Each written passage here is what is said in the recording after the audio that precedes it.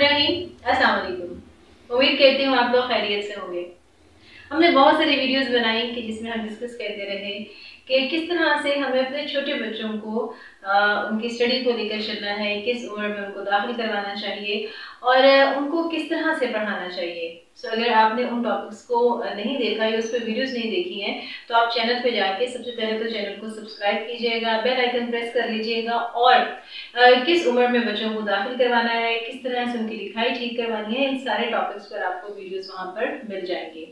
आज का हमारा टॉपिक है जो कि मेरी लास्ट वीडियो के कमेंट में पूछा गया था, क्वेश्चन था कि किस तरह से जो प्ले ग्रुप के बच्चे हैं उन्हें किस तरह से कंट्रोल किया जा सकता है और उन्हें किस तरह से सबक को याद करवाया जा सकता है। इसके ऊपर 2-3 जो है वो क्वेश्चन आए थे और बार बार मैसेजेस भी आ रहे थे। तो सबसे पहले तो इस बात की तरफ चलते हैं कि प्ले ग्रुप के बच्चों को क्लास में कंट्रोल कैसे किया जाए। अब यहाँ पर मैं एक बात आपसे शेयर करना चाहूँगी कि आपको जो टीचर्स उनको पढ़ाती हैं उनको ये बात ज़हन में रखनी है कि वो छोटे छोटे बच्चे हैं, वो हंसते हैं, वो खेलते हैं, वो शरारत भी करते हैं और अगर आप उनसे ये एक्सपेक्ट करेंगे कि वो माँ की गोद से निकल कर आए और जब वो स्कूल में पहुंचे तो वो बिल्कुल ऐसे डिसिप्लिन हो जाए और वो क्लास में हिले जुले भी नहीं, खामोशी के साथ आपकी बात सुने, तो ऐसा मुमकिन नहीं है। उनके लिए सबसे पहला टास्क ये होता है कि वो स्कूल के साथ अटैच हो जाएं। अगर आप उनको कंट्रोल, जिसको आपने वर्ड यूज किया था क्वेश्चन में, कि आप उनको समझाना चाहते हैं, बताना चाहते हैं कि स्कूल क्या होता है, तो सबसे पहले आपको वो मदरली जो प्यार है वो उनको देना है। क्योंकि जब बच्चा माँ से अलहदा होता है और स्कूल में आता है तो उसके लिए बड़ी ही नई दुनिया होती है, एक ऐसी दुनिया की जहाँ पर उसको लगता है कि सब जो है शायद उसको डराएंगे और वो बहुत डरा हुआ सहमा हुआ भी रहता है।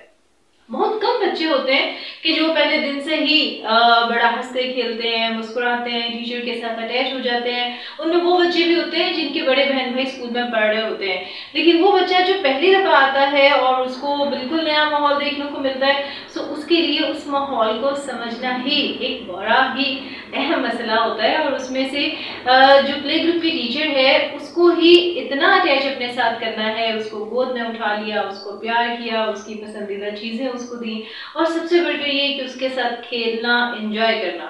अब यहाँ पर ये क्लास एक ऐसी डिफरेंट क्लास होती है कि जिसमें आप खेल के ही बच्चों के साथ एंजॉय करके ही क्लास को कंट्रोल कर सकते हैं। अदरवाइज आप ना उनको डिसिप्लिन का मतलब बता सकते हैं, ना डिसिप्लिन मेंटेन करना सिखा सकते हैं और ना ही मैनर्स सिखा सकते हैं। ये वाहिद क्लास है जहां पर आप खेलते हैं, कूदते हैं और उनको ये बताते हैं कि आपने कैसे सीट पर बैठना है, कैसे आपने एक्टिविटीज करनी है, कैसे आपने लंच करना है और किस तरह से आपने टीचर के आने पर खड़े होना है, उनको सलाम करना है। ये सारी बातें आपने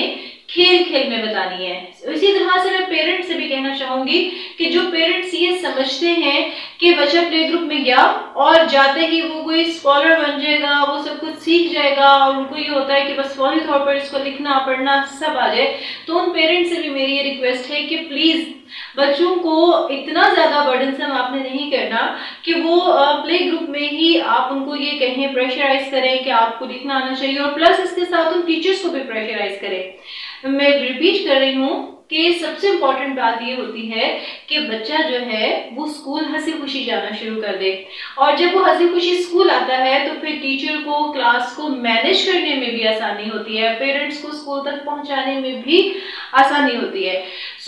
यहाँ पर जो टीचर्स हैं वो सबसे ज्यादा इस बात पर फोकस करें कि बच्चे को प्यार दें,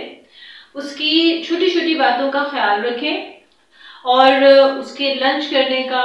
उसको ये बताएं कि किस तरह से अपने फ्रेंड्स के साथ चीज़ों को शेयर करना है, किस तरह से उसने अपने बैग का ख्याल रखना है, अपने बुक्स जो हैं उनके बारे में उसको गाइड करें कि बुक्स हैं, उसकी नोटबुक्स हैं, उसकी जो सारी दूसरी चीज़ें जो वो घर से लेके आता है या कुछ चीज़ें होती हैं जो स्कूल्स के अंदर रखी जाती हैं, उन सब चीज़ों का ख्याल रखना क्योंकि उसके लिए बिल्कुल डिफरेंट होता है। आपने अगर आप ये समझें कि आप सख्ती के साथ या फिर आप उनको all the time discipline environment में देखना चाहते हैं तो दिस इज नॉट पॉसिबल। ये हम मॉन्टेसरी के बच्चों के साथ हरगिज नहीं कर सकते और अगर आप ये करने की कोशिश करेंगे तो फिर यकीन कीजिए कि सिर्फ परेशानी का सामना करना पड़ेगा, बच्चे रोते चीखते हम चिल्लाते रहेंगे। अगर आप बच्चों की बेस ठीक बनाना चाहते हैं, उनको क्लास में कंट्रोल माहौल देना चाहते हैं, तो उनके साथ खेलें, उनके साथ एंजॉय करें और एक्टिविटी बेस्ड लर्निंग पर फोकस करें। फिर देखिएगा क्लास को बहुत आपसे कंट्रोल होना भी शुरू हो जाएगी।